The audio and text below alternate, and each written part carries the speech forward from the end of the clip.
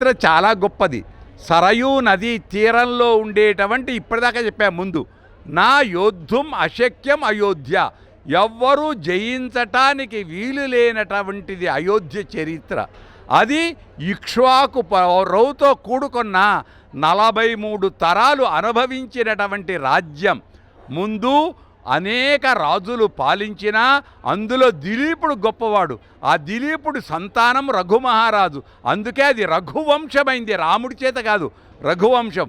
అలాంటి అయోధ్యలో రేపు రామ ప్రతిష్ఠ సీతారాముల ప్రతిష్ఠ జరగబోతుంది కాబట్టి లోక కళ్యాణం వైభవం.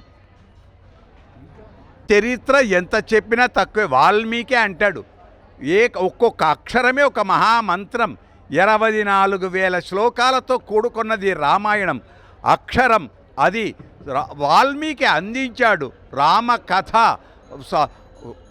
పర్వతం నుండి జలం ఎలా ప్రవహిస్తుందో అది ఆదిశేషుడు మోయలేనంత బరువు కలిగిన రామాయణాలు ప్రపంచంలో ఉన్నాయి.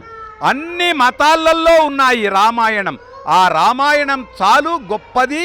అది రామ కథ, కష్టాలు కావు, పాలించుట. దశవర్ష సహస్రాణి దశవర్ష శతాని చ రామో రాజ్యముపాసిత్వా బ్రహ్మలోకం అంటాడు వాల్మీకి.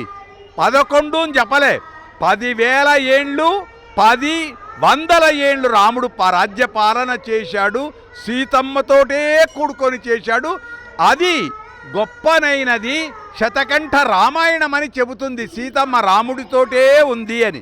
అందుచేత పరాశర సంహిత వైభవం, రాముడి ఆంజనేయ వైభవం. శుభం. తక్షశిల మీడియా ఛానల్ని సబ్స్క్రైబ్ చేయండి, లైక్ చేయండి, షేర్ చేయండి.